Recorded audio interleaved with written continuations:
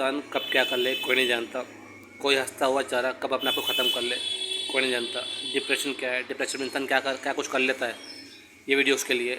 अंत तक देना, पूरी वीडियो देखना तो आपको मालूम पड़ेगा। ये एक सच्ची कहानी है, सच्ची स्टोरी है जो आपको बताना चाह रहा हूँ। एक स्टोरी है मेरे एक अंकल की जिन्होंने अपने आप को ख़त्म कर लिया, फांसी लगा ली अपने आप को। और ये स्टोरी जो है शायद आपको सोचने को मजबूर कर देगी कि एक इंसान जो उम्र के इस पड़ाव में है उसने ऐसा कदम क्यों उठाया और क्या वजह रही होगी। तो शुरू करते हैं।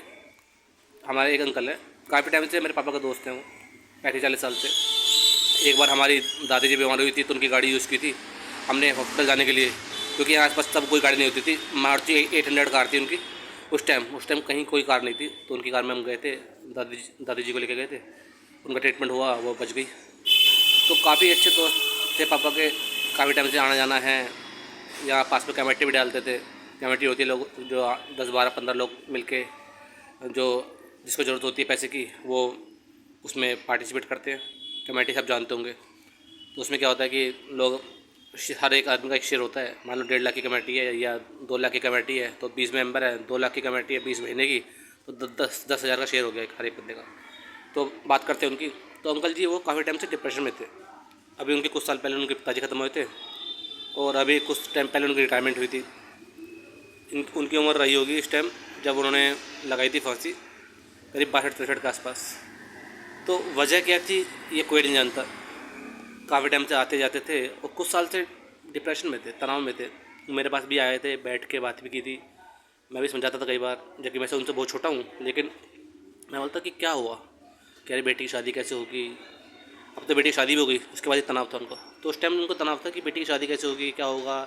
बीवी बच्चे सुनते नहीं हैं, मेरी बात नहीं मानते, ये नहीं मानते। पता नहीं किस चीज़ की परेशानी थी।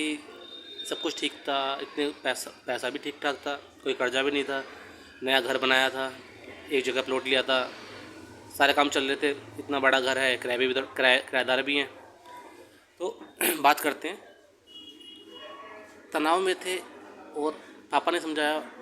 यहाँ वहाँ की बात करते थे कि मैं दोस्तों में बैठता हूँ तो ये बात करते हैं, वो बात करते हैं। उस बात को दिमाग में लेके बैठ गए। और वजह क्या थी क्या नहीं थी भाई कोई नहीं जानता, घर वाले भी नहीं जानते कि इनको तनाव किस चीज़ का है। अब एक टाइम के बाद फिर बेटी की शादी भी हो गई, कोई दिक्कत नहीं, दामाद भी अच्छा मिल गया।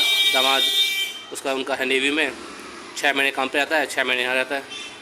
तो शादी भी हो गई, सब कुछ ठीक हो गया, कोई कर्जा भी नहीं। बेटी भी अपना कर रही है, जॉब कर रही है, वो अपना फिर अलग रहते हैं और बेटी आती जाती रहती है घर पे। तो उस दिन की बात करते हैं। मेरा ये मानना है जो आदमी अपने आप को फांसी लगाता है ना, वो उसने पहले 1-2 बार उससे पहले भी ट्राई किया हुआ होता है। ये उसने एकदम से फैसला नहीं किया होता, ये उसके दिमाग में चल रहा होता है। तो कभी बोलते थे कि मन तो करता है कि सब कुछ छोड़ दूँ, खुद को ख़त्म कर लूँ। वो हमसे नहीं बोलते थे, सुनने में आया, उनकी वाइफ ने बताया था, जो आंटी है, कि ऐसे कुछ बोलते थे। कोई उनको कोई चीज़ अच्छी लगती नहीं थी, कभी बिल्कुल खुश है, कभी कुछ बिल्कुल दुखी हो जाते थे।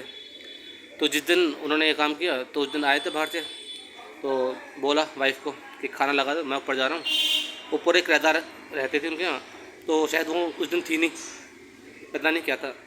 तो गए ऊपर, क्या है खाना लगा दो मैं भी आ रहा हूँ। बिल्कुल ठीक नॉर्मल सारे काम किए और टमाटर यहाँ डालने आते ही थे। ऊपर छत पे गए और उसके बाद नीचे आए नहीं।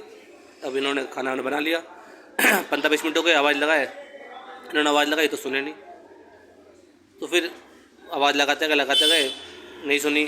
फिर ऊपर गए, गेट बजाया, नहीं खुला, देखा ही नहीं। उसके बाद क्या है, फ़ोन मिलाया।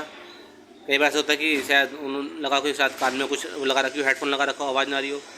फ़ोन बुलाया तो फ़ोन पे घंटी जाए। अब क्या हुआ, उन्होंने फिर शायद खिड़की से देखा तो देखा वो लटके हुए हैं दुपट्टे से, या शायद रस्सी थी उससे लटके हुए थे। तो उनके तो हाथ पैर फूल गए। फिर गेट तोड़ा, उतारा तो शायद उनकी थोड़ी बहुत सांसें थी, शायद होश में थे। ले गए हॉस्पिटल, उनको जल्दी हॉस्पिटल ले गए। वहाँ उन्होंने देखा हॉस्पिटल वालों ने और कह दिया कि इन्हें कुछ रहा नहीं, सब खत्म हो गया। तो ब्राउड डेड से बोलते हैं, तो ख़त्म हो गए। और अभी ये बात समझ नहीं आती कि उन्होंने ऐसा कदम उठाया तो उठाया क्यों। सब कुछ ठीक था, शादी हो गई थी, आए थे काम से, ऊपर गए थे, उन्होंने काम कर लिया।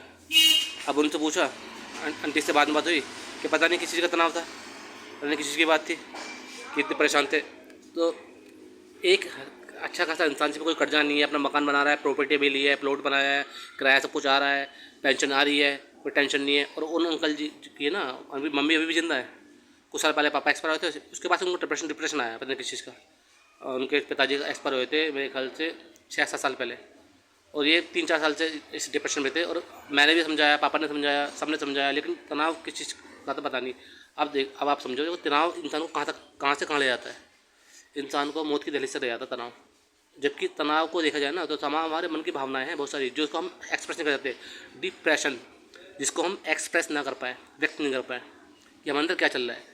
इसलिए मैं कहता हूँ कि महीने 2 महीने में एक आधा रोना चाहिए। अगर आपको मन भारी लगे, खालीपन लगे, जब कुछ समझ ना आए, लगे ज़िंदगी अटकी हुई है, तो उस टाइम थोड़ा रो लो, आंसू बहा लो, तो जो मन का जो मैल है ना वो आंसू के साथ निकल जाता है। जो मन के अंदर जो छुपी हुई भावना है ना वो आंसू के द्वारा बह कर निकल जाती हैं।